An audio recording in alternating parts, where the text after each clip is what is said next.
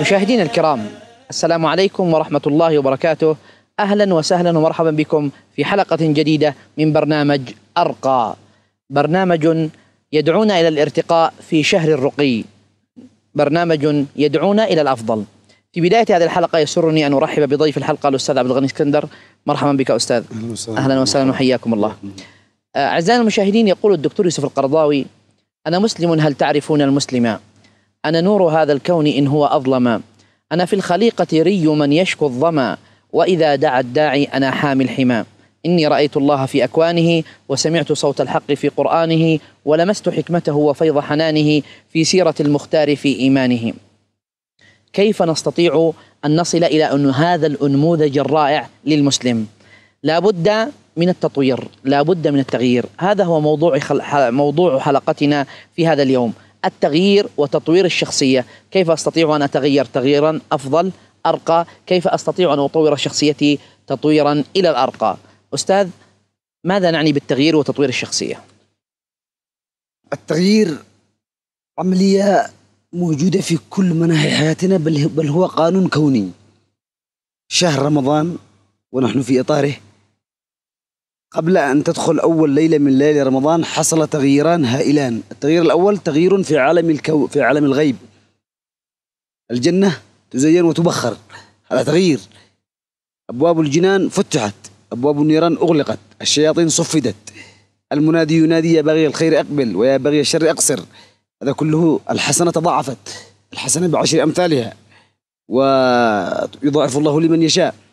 هذا تغيير في عالم الغيب، عالم لا نراه لكننا مؤمنون بأنه حصل. وتغيير آخر تغيير في عالم الشهادة. تغير نظام الدوام الرسمي، فبدل أن يتجه الموظفون الساعة 8 أصبح يتجهون الساعة 10. تغير نظام المأكل والمشرب، بدل أن يتناولون الناس وجبة الإفطار أصبح الناس يتناولون وجبة السحور ثم يمتنعون عن المأكل والمشرب. هذا تغيير مشاهد. فلماذا هذا التغيير الهائل في عالم الغيب وعالم الشهادة؟ كله محوره الإنسان أن يتغير. أي يا إنسان ما لم تواكب هذا التغيير الهائل في عالم الغيب والشهادة، فأسف عليك أن يمر عليك هذا الشهر دون تغيير. إذن التغيير سنة كونية. التغيير هو انتقال من حالة أسوأ إلى حالة أفضل. التغيير هو أن تتخلص من عادات سلبية إلى عادات إيجابية. التغيير هو أن تترك وتتخلص من مفاهيم مغلوطة وتكتسب مفاهيم جديدة في الحياة. التغيير أن تنمي مهاراتك، أن تكتسب كل يوم جديد. ولذلك كان النبي صلى الله عليه وسلم يقول: من فعل اليوم كذا، فيقول أبو بكر أنا. من هذا تغيير. التغيير هي عملية ديناميكية مستمرة. من لم يتغير يتبدد، ينتهي، ينقرض، لأن هذا قانون كوني. ونحن في كل شهيق وزفير تتجدد الخلايا. فالتغيير عملية كونية، سنة ثابتة في الحياة، سائرة إلى أن تقوم الساعة. طيب، ماذا نعني بتطوير الشخصية؟ تطوير الشخصية أولا أن يدرك الشخص من هو. لا يمكن لشخص أن يتطور حتى يدرك. الإدراك هي المرحلة الأولى في التغيير. لذلك ربنا صور عن الناس عندهم مشكلة في الإدراك. قال: سأصرف عن آياتي الذين يتكبرون في الأرض بغير الحق وإن يروا كل آية لا يؤمنوا بها وإن يروا سبيل الرشد لا يتخذوه سبيلا وإن يروا سبيل الغي يتخذوه سبيلا. إيش مشكلتهم؟ ذلك بأنهم كذبوا بآياتنا وكانوا عنها غافلين. أول نقطة أن أدرك من أنا ولماذا وجدت وإلى أين سأصل، ما هي نقاط قوتي وما هي نقاط ضعفي، ما هي المخاطر التي يمكن أن تواجهني إذا لم أتطور، وما هي الفرص المتاحة أمامي التي يمكن أن أستغلها وأنطلق. إدراك هذه الخارطة بشكل واضح هي النقطة الأولى في تطوير الشخصية. إذا لم أتطور سأتراجع. ما فيش إنسان يبقى في مكان واحد. الإنسان إما ينطلق وإما يتراجع، إما يتحرك وإما يقف. يعني السكون موت. السكون موت في كل مناحي الحياة. فالسؤال: متى يمكن أن ينطلق الإنسان في التغيير؟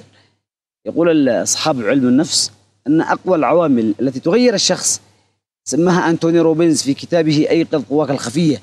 قال: إن كل سلوك نسلكه في الحياة لا يدفعنا إلى هذا السلوك إلا قوة داخلية، إما الهروب من قوة ألم أو البحث عن قوة متعة.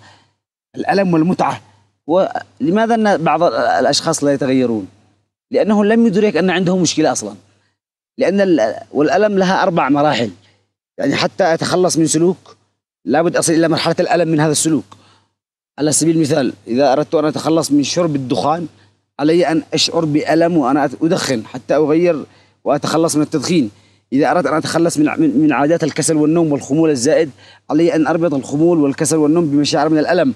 إذا أردت أن أتخلص من البيت الإيجار لأبني بيتا علي أن أصل إلى مرحلة الشعور بالألم أن أبقى مستأجرا.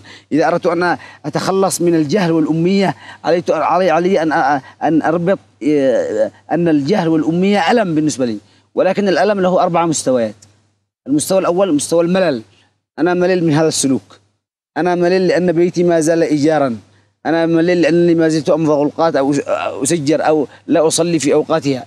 هل الملل كافي للتغيير؟ لا، قالوا في مرحلة أعمق من الملل اسمها عدم الراحة، أنا لست مرتاحا لهذا السلوك، هذه أفضل من الملل. وفي مرحلة رابعة يسموها مرحلة الشعور بالضيق الشديد من هذا السلوك، هذه مرحلة أفضل من عدم الراحة والملل ولكنها غير كافية. المرحلة الرابعة يسموها مرحلة الشعور بالإهانة والعار والأسف والخزي والندامة والسفاهة أن أبقى مع هذا السلوك. إذا وصل الشخص إلى هذه المرحلة يمكن أن يتغير بسهولة. ولذلك على مستوى ما حصل في واقعنا العربي والإسلامي، ما الذي دفع الناس إلى التغيير؟ هل قوة المتعة الواضحة؟ لا، قوة الألم الذي وصل إلى الشعور بالإهانة. فالناس هذه الآلام والمعاناة النفسية هي التي أنتجت لديهم تغيير. يقول الإمام محمد الغزالي إن الآلام والمعاناة هي التربة التي تنبت فيها جذور الرجولة، ونسميها نحن في شريعتنا الإسلامية الترغيب والترهيب. شخص يصلي الفجر حاضرا بدافع الألم، الهروب من ألم، وتعتمد حسب نمط الشخص.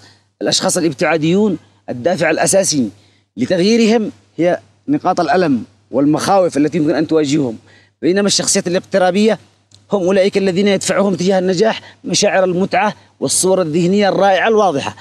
فيمكن شخص يتغير لصلاة الفجر مثلا، كان لا يصلي الفجر فبدأ يتغير إما بدافع الألم، من صلى الفجر في جماعة فهو في ذمة الله حتى يمسي، أو بدافع المتعة، من صلى البردين دخل الجنة، أو بدافع الألم، من ترك صلاة الصبح فليس في وجهه نور، أو بدافع المتعة، ركعتي الفجر خير من الدنيا وما فيها، لا أتوهما ولو حبوا، لو ما صليت الفجر غدا ممكن تتغير حياتي وأتبهذل في يومي.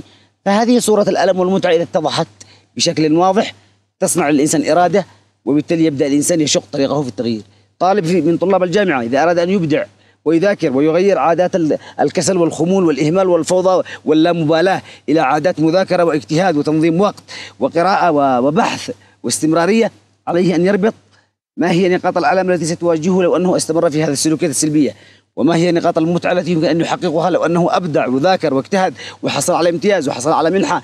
قوة الألم وقوة المتعة التي يجب أن تتضح، ولكن هناك طرق عملية من أجل تتحول إلى واقع. طبعا لعل من هذه، طبعا أنتوني أيضا في كتابه سماها العتبة العاطفية، أن تصل بنفسك إلى مستوى من العتبة العاطفية من المتعة أو الألم. ببساطة كيف يمكن أن أحصل عليها؟ من خلال أن تحشد أسبابا. صحيح. قدرتك على أن تحشد أسباب أكثر، مبررات. على مستوى المتعة مثلا، لماذا أريد أن أصلي الفجر؟ أحشد أسباب. صحيح. على المستوى الروحي على مستوى الروح والنفس والعقل والجسد ترغبك، وعلى مستوى الألم أنشد ما ليس تؤثر علي عكسين على مستوى الروح والنفس والعقل والجسد ستنقلك نقلة نوعية. لكن أستاذ، من النواحي المهمة ولعلك أشرت إليها في جزئية من حديثك السابق، موضوع عدم معرفة الهوية. من أنا أصلا؟ تجد الشاب الآن يخرج من الجامعة متردد محتار، ما الشيء الذي سأنفع فيه من تخصص جامعي؟ ما الوظيفة التي يمكن أن أمارسها في الحياة وأنجح فيها؟ تحديدا ما الشيء الذي يعجبني وسأنفع فيه؟ ما الشيء الذي يسرت له؟ كل ميسر لما خلق له. ما الشيء الذي آتانيه الله؟ لا يكلف الله نفسا إلا ما آتاها. ما هو وسعي الذي أستطيعه والذي لا أستطيعه؟ لا يكلف الله نفسا إلا وسعها. هذه المعاني عندما تظل مترددة عند الشباب وعند الناس، هذه أراها أنا من أكثر الأسئلة التي تواجه الشباب. من أنا تحديدا؟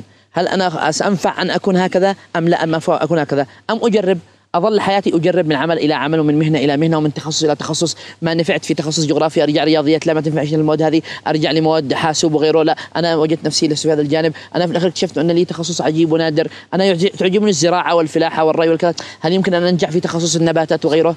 تحديد الوجهة، معرفة من أنا تحديدا، هذه لعل كثير من علوم التنمية عالجتها. يعني تحديد الوجهة تعتمد على 4 خطوات عملية حتى أعرف أين سأكون بعد 10 سنوات من الآن، وهذه تشكل لك حتى انسجام رهيب مع ذاتك. لماذا الناس يعيشون صراع؟ لأنه كما قلت مشتتين. السؤال لماذا شتتوا؟ البيئة المحبطة. يعيش الابن في أسرة يسمع في اليوم 100 إلى 200 رسالة: أنت بليد، أنت فاشل، أنت محطم، أنت عالة، ما في بكش أمل، ما في بكش خير، ما أنتش ناجح، ما أنتش قادر. ثم يذهب إلى المدرسة فيلتقي بأساتذة من صنف الوالدين: أنت بليد، أنت محطم، من جابك المدرسة، أنت لا تنفع في الدراسة. ثم يلتحق بالجامعة فيسمع رسائل سلبية، ثم يسمع الأصدقاء، فتتولد لديه هذه الحوارات الذاتية. وأخطر شيء هو ما يسمعه الشخص عن ذاته. ما هي الرسائل؟ الإيحاءات التي تسمعها يا فلان، يا شباب، يا إنسان، عن ذاتك. لو أنا أقول لإنسان من الناس: أنت مبدع، أنت موفق، أنت رائع، وهو يسمع رسالة داخلية: أنا فاشل، محطم، هذا ما يعرفنيش، فهذه أخطر.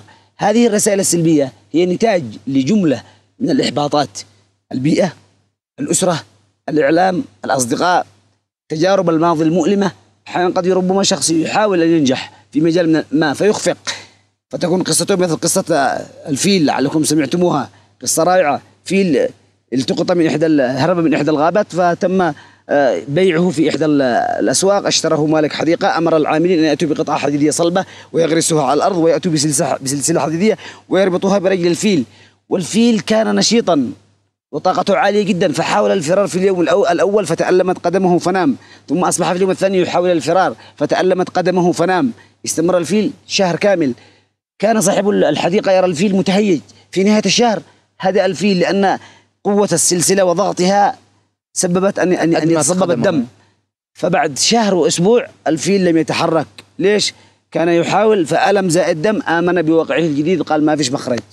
فرأى صاحب الحديقة أن الفيل هادئ، قال: اقلعوا الحديد للعمال، وضعوا مكانها خشبة. فوضعت خشبة، استمر الفيل 6 أشهر مربوط بالخشبة لا يتحرك. كل من يزور الحديقة يقول: فيل ضخم جدا لديه قدرات هائلة، وتم ربطه بخشبة.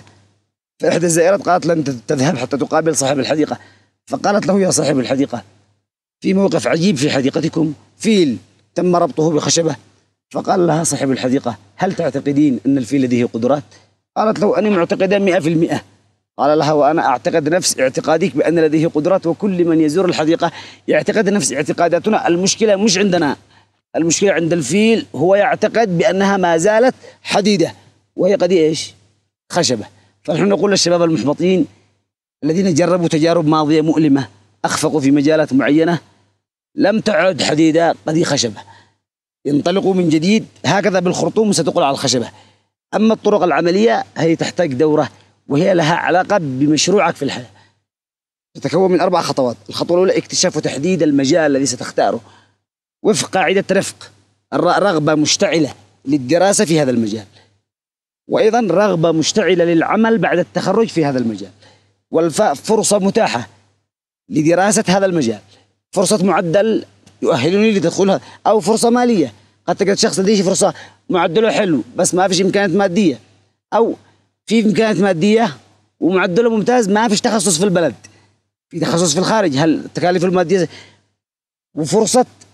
فرصة عمل بعد التخرج. إذا الفرصة تنقسم إلى قسمين: فرصة عمل، فرصة دراسة حالية، ثم القاف قدرة نفسية وجسدية. من خلال هذه المعادلة وفق أرقام محددة يستطيع الإنسان أن يعرف ما هو أفضل مجال قائم على رغباته والفرص المتاحة والقدرة النفسية والجسدية. ثم تأتي الخطوة الثانية وهي اكتشاف وتحديد التخصص.